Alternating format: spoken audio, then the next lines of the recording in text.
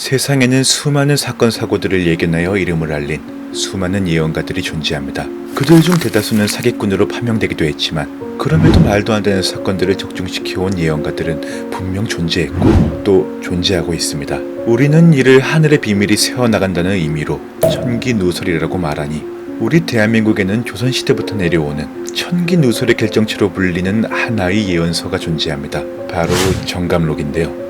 이 정감록은 그 분량만 40권에서 60권에 이르는 어마어마한 양을 자랑합니다.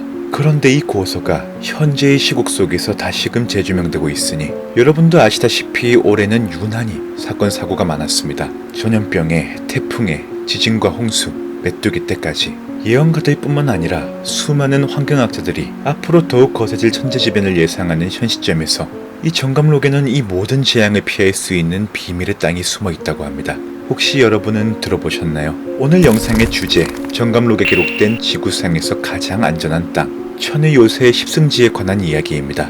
오늘의 이야기도 기대해주세요. 영상 바로 시작합니다.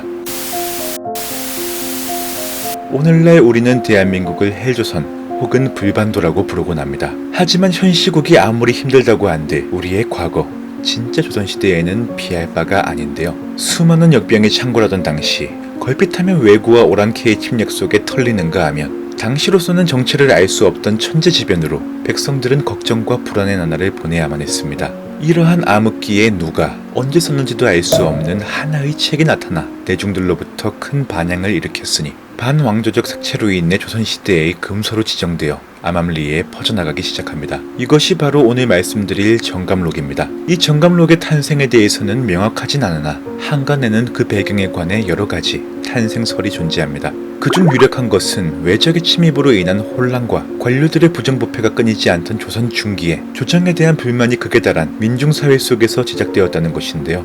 하지만 그 반항조적인 색채로 인해 대대적인 탄압을 받게 되어 원본은 소실되었고 수많은 이들의 손을 거치게 되며 사본으로 수전된 것이라 추측되고 있습니다. 물론 근거 없는 추측만 존재하는 것은 아니며 이 정감록이 조선 중기에 제작되었음을 뒷받침하는 근거 또한 존재하고 있는데요. 첫째는 정감록에 등장하는 지명이 조선시대 중기부터 사용하게 된 지명들로 기술되어 있다는 지명고적 관점이나 조선 초기의 세조, 성종 당시에 집필된 문서록 내에 정감록에 관한 이야기는 존재하지 않고 있다는 것. 마지막으로 조선의 16대 왕인 인주실록에서 포초 조익계룡 건도라는 문구에 정감록의 계룡산천도설이 반영되어 있다는 점 등입니다.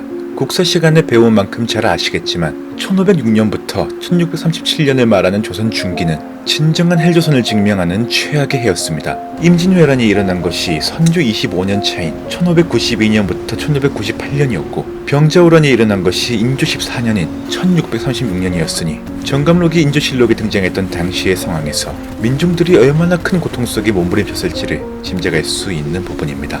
이렇듯 백성들은 바깥쪽으로도 괴로운 와중에 부패한 조정에까지 큰 환멸을 느꼈을 것이고 그만큼 왕조를 뒤집는다는 정감록의 등장에 환호할 수밖에 없었을 겁니다. 정감록에서는 실제로 수많은 예언들이 기록되어 있지만 대표적으로 광해군과 인조 이후 일어나는 모든 혁명운동에 대해 이야기한다든지 연산군으로 인해 국정이 문란해질 것이나 임진왜란과 병자호란 혹은 멈추지 않는 당쟁이나 사화 등에 대해 그 예를 들 수 있겠습니다. 그 중에서도 가장 주목해야 할 것은 새시대의 주역, 즉 왕권의 붕괴를 말한 것이니 최악의 시국에 허덕이던 백성들에게 민중을 계몽할 새로운 백성들이 끊임없이 나타나 민족을 구원할 것이라는 이 희망적인 메시지는 정감록이라는 금서가 백성들에게 사랑받을 수밖에 없는 이유였을 것입니다. 이 최악의 시기 속에서 오늘 다룰 정감록의 10승지를 찾아서 떠난 수많은 이들의 존재가 이를 반증하고 있죠. 그 중에서도 임진왜란과 병자호란에 대한 예언은 지금 보아도 소름이 돋습니다.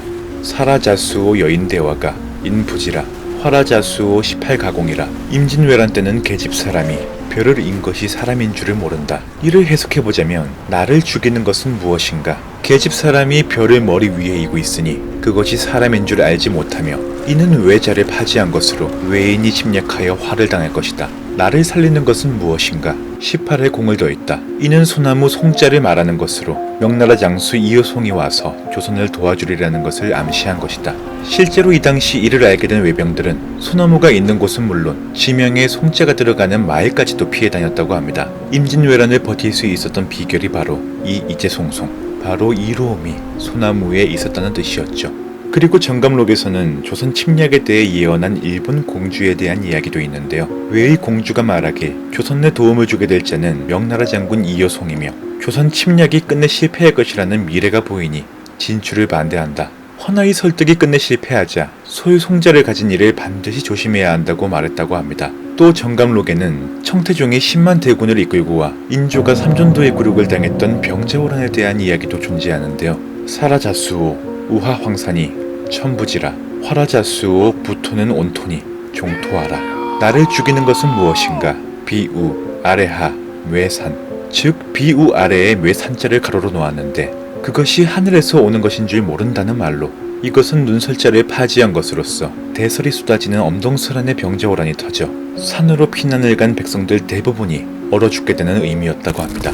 확실히 대표적 사례 몇 가지만을 다루어 보았지만 정감록은 그만큼 확실히 그럴싸한 이야기들로 가득합니다.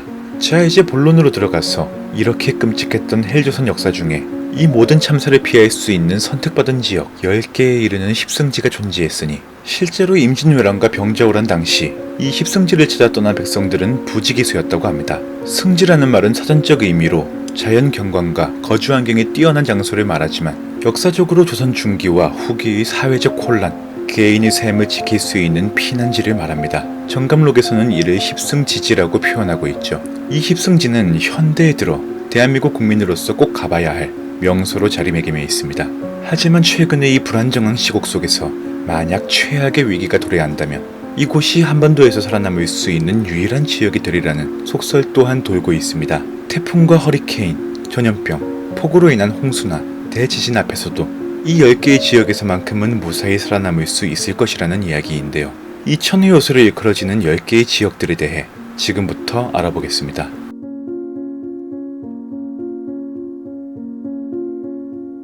풍기 차암 금계촌 동쪽 골짜기이니 소백산 두물길 사이다.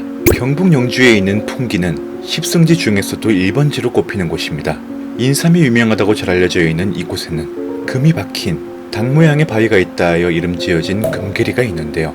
이곳은 소백산맥이 북쪽의 병풍처럼 둘러쳐져 방패 역할을 해줄 뿐만 아니라 내륙 깊은 곳에 자리를 두고 있어 말 그대로 천혜의 요새로 불립니다. 이곳은 과거 거란과 몽골의 침입뿐만 아니라 임진왜란, 6.25 전쟁까지 별다른 피해 없이 무사히 지나갈 수 있었는데요. 소백산의 줄기에 위치한 이 지역은 1761년 실학자 이중환이 집필한 택리지에서도 다루고 있으니 터에 살기가 없어 사람 살기 좋은 터라는 펀치라인 쩌는 문구와 함께 실로 사대부가 살만한 곳이라고 그 기록을 남겼습니다. 현재까지도 이 마을에는 정감록 십승지 마을임을 알리는 장성들이 곳곳에 존재하고 있으며 실제로 한국전쟁 중 정감록 책을 믿고 이북에서 수많은 사람들이 피난을 와 수십 년이 지난 현재까지도 이곳에서 살아가고 있죠. 금계촌에서의 오랜 삶을 거쳐 노인이 된 한 주민의 말에 따르면 인민군들이 소백산 중령을 넘지 못하였기에 전쟁통에도 평온하게 지낼 수 있었다고 말합니다. 조선 중기에는 소백산 근처를 지나던 조선시대 최고의 예언가 격암 남사고 선생이 말에서 내려 이 땅에 절을 하고 이 산이 곧 사람을 살리는 십승지라 말하며 대소산백에 모인 전기는 천년을 병란에 물들이지 않을 땅이라고 말했다고 합니다. 또한 몸을 숨기는 데는 여러 산 중에서 소백산이 제일이며 그 다음이 지리산이라고 하며 극찬을 아끼지 않았다고 하죠. 격암 남사고 선생은 그의 호를 딴 격암 유록을 통해 장차 한반도에 38선이 생기고 6.25 전쟁으로 백성이 살상된 후 미래가 되어서야 남북이 통일된다는 예언을 남긴 바 있는 조선 당대 최고의 예언가입니다. 그런데 그 예언 중 아직 하나가 이루어지지 않았으니 바로 한국은 단연코 최강의 국가가 된다는 건데요. 어떻게 차오르는 국뽕에 빵댕이가 들썩거리지 않나요? 이것이 사실이거나 말거나 말이죠.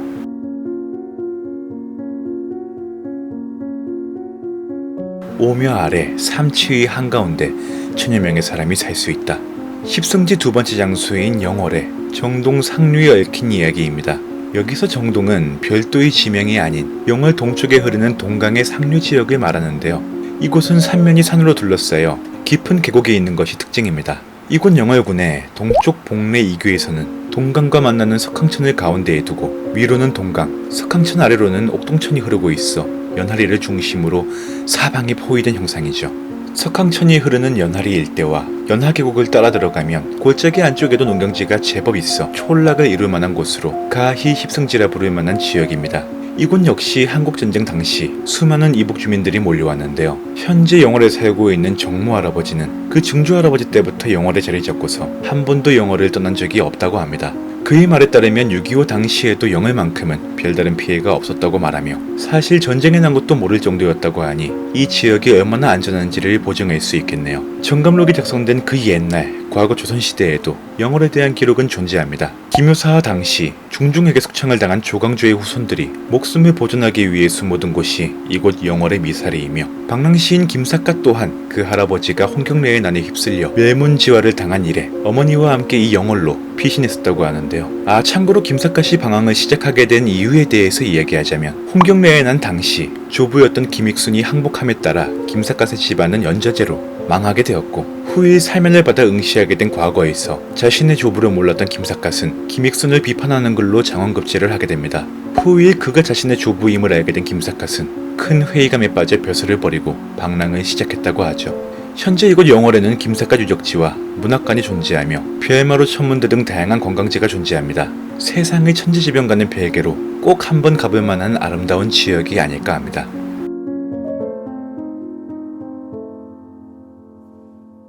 합천 가야산 만수봉은 그 둘레가 200리나 되어 영원히 몸을 보존할 수 있다. 동북쪽 정성현, 상원산 계룡봉 역시 난을 피할 만하다. 정감록 기록상 합천 가야 만수동이라고 기록된 이곳은 현재는 존재하지 않는 지명입니다. 다만 오늘날 세간에서는 풍수지리학에 근거하여 해인사에서 바라보이는 맞은편 돼지고리, 이곳 십승지일 것이라고 여겨지고 있는데요. 1432m에 이르는 합천 가야산은 한국 최고의 계곡인 홍류동을 가지고 있으며 이 홍류동의 입구가 도원명의 도원전기에 나오는 실제 무릉동입니다.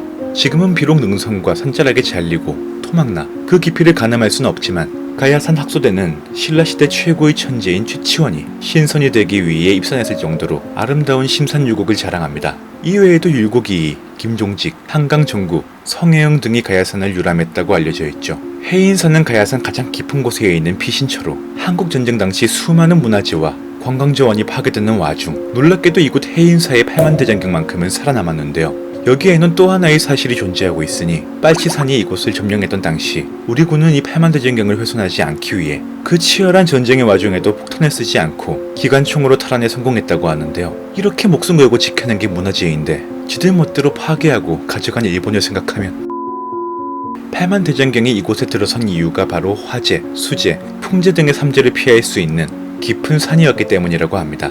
여지 성남에서는 가야산의 모양새는 천하의 으뜸이요 지덕이 또한 비길 데가 없다라고 기록하였으니 그 아름다움과 고즈넉함이 어떠한 의미로 남아있는지를 느낄 수 있는 부분입니다. 치열한 전쟁통 속에서도 8만대장경을 지켜내었던 세 번째 지역, 합천의 가야산이었습니다.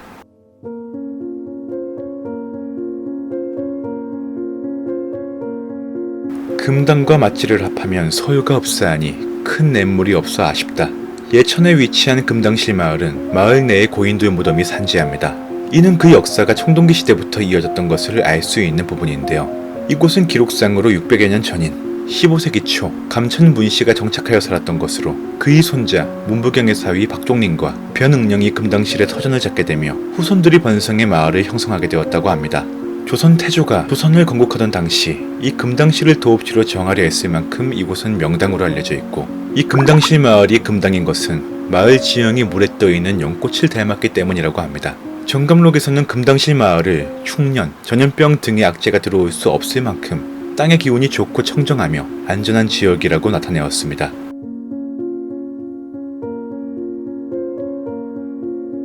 십승지는 일반적으로 사면이 산으로 둘러싸인 오지, 산기슭에 존재합니다.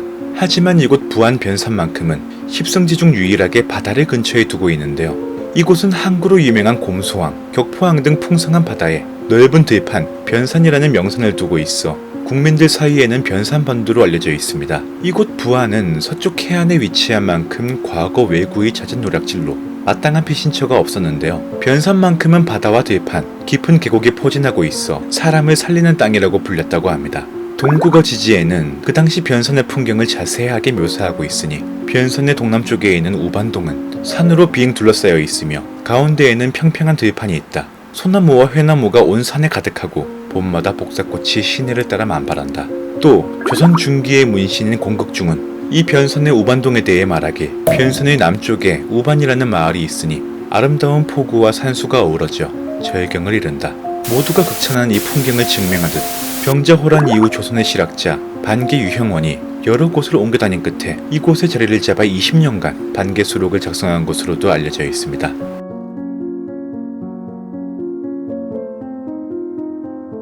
본 송리산은 고려시대 공민왕이 홍건적의 난을 피해 도망쳤던 곳으로 홍건적 소탕 뒤에도 연이어 일어난 반란 때문에 환도하지 못하고 숨어있던 곳으로 알려져 있습니다.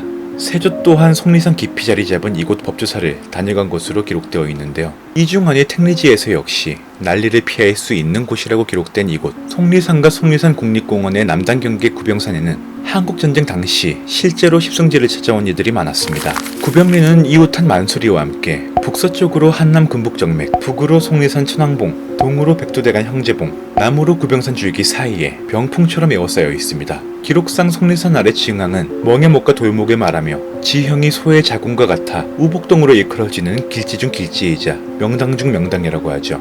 현재는 통틀어서 구병마을로 불리게 되었지만 구병리 들목 삼거리에 삼가 분교 일원에는 아래 멍에목이라는 지명이, 집들이 가장 많이 자리한 구병리 마을회관에는 윗 멍에목이라는 지명이, 마을회관 동쪽에는 늦은목이, 남동쪽 산골짜기에는 대목이라는 지명 또한 남아있습니다. 현재는 30여 가구에 50여 주민이 전부로 주민 중 60세 이상이 30여 명이 넘는다고 하며 옛날에는 100세를 넘긴 분들도 몇 분 계셨을 만큼 장수마을로도 유명했죠. 확실히 풍수지리학에 기초하여 터가 좋은 장수하는 지역이라는 게 존재하기는 하나 봅니다.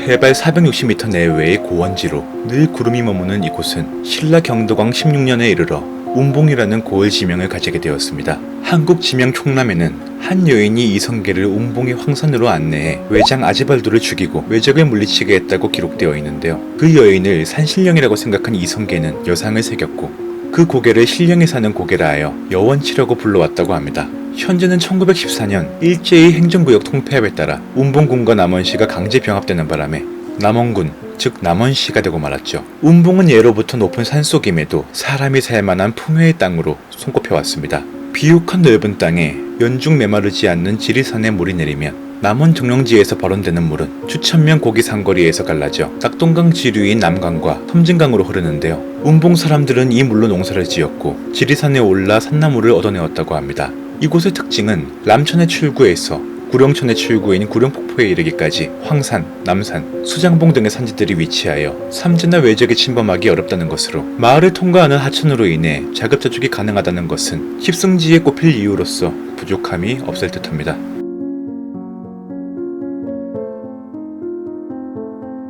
화산 소령고기로 청량현이 있는데 봉화 동쪽 마을로 넘어 들어간다. 서해 류성룡 선생의 일가가 은둔했던 땅으로 알려진 경북 봉화 춘향 도심초는 이순신 장군이 은둔했다는 설이 존재합니다. 임진왜란 당시 선조에 의해 극형을 당할 위기에 처한 이순신 장군이 마지막 노량해전에서 승리한 후 정치적 역풍을 우려해 전사한 것으로 위장하여 이곳에서 은둔했다는 이야기인데요. 물론 이건 어디까지나 검증되지 않은 설일 뿐이고 실제로는 류성룡 선생의 친형인 겸임 류은용 선생이 난리 중에 어머님을 모시고 은둔한 곳이라고 하는데요. 태백산 아래에 자리 잡은 도심촌 주위로는 청량산 도립공원, 청옥산 제안휴양림이 자리 잡고 있어 산을 좋아하는 이들이 즐겨 찾곤 합니다. 참고로 고향이 이곳 안동인 사람으로서 여러분께 안동의 청기 누설을 하나 말씀드리자면 이곳 안동은 찜닭이 맛있습니다.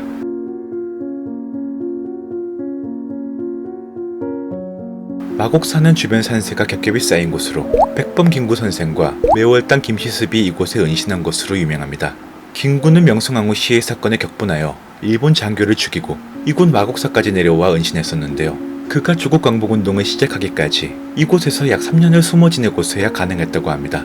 또 1435년도 세조가 단종을 몰아낸 개우정난이 일어나자 생육신 김시습이 이곳에서 은둔했던 것으로 알려져 있죠. 세조는 김시습에게 벼슬을 내리고자 이곳 마곡사까지 찾아왔지만 이곳에서 끝내 그를 찾지 못했다고 하는데요. 마곡사 영산전에 있는 현판은 이때 세조가 남긴 것이라고 알려져 있어 이곳이 어떠한 의미를 지니고 있는지를 짐작 가능합니다.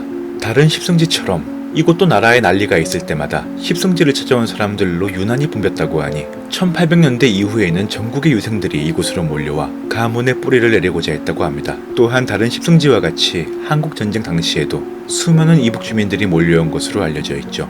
이곳에는 공주산성, 무령왕릉, 공주 한옥마을 등 다양한 볼거리가 있는 만큼 확실히 한 번은 가볼 만한 지역이 아닐까 합니다.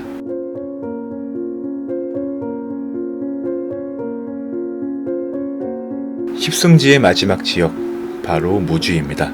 남사고 선생은 무주, 무풍, 북동, 방음, 덕유산이니 위난을 피하지 못할 리 없다고 말하였는데요. 백두대간의 덕유산과 삼도봉 자락에 둘러싸인 무풍은 고려시대 일의 대로에서 떨어져 지리적 오지에 위치하고 있습니다.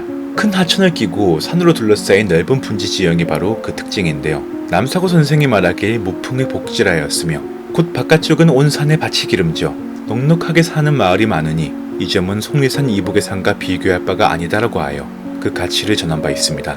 이러한 지리적 요충지 무풍을 구한국 조정의 권신이었던 민병석 또한 주목했으니 민씨 정권 시절 한일 합방 국내 대신을 지냈던 그는 고종 27년에 무주 부사의 협력을 받아 명성 황후의 피신을 위한 99칸 규모의 별궁 명례궁을 짓게 됩니다. 무슨 피난 가는데 뭘 그렇게 의리의리하게 지었는지 만약 민비가 이 궁으로 옮기는 것이 조금만 더 빨랐더라면 일미사변으로 목숨을 잃지 않았을지도 모를 일입니다. 누군가에게는 명당으로 누군가에게는 피신지로 알려졌고 또 개성되어 온 이 십승지, 그 무고한 역사를 딛고 현재는 전국 각지에서 관광지로 사랑받고 있었습니다. 이곳의 역사는 단순히 정감록에만 전해지는 것이 아닌 조선 당대의 학자, 예언가, 독립투사 등 수많은 이들의 이야기 속에서 만들어지게 되었죠. 점점 더 잦아지는 세상의 천재지변과 재앙 속에서 여러분은 만약 감당할 수 없을 만큼의 큰 위기 상황이 닥친다면 어느 곳으로 피신하실 텐가요? 더군다나 출국도 금지된 현 시점이라면 말이죠. 대한민국의 역사로 가득했던 제 채널 역사상 가장 길었던 오늘의 이야기, 조사하면서 그리고 지금 촬영하면서 죽을 것만 같았던 오늘의 이야기, 정감록 십승지, 여기에서 마칩니다. 이상으로 스릴로팡이었습니다. 오늘도 끝까지 시청해주신 여러분께 진심으로 감사드립니다.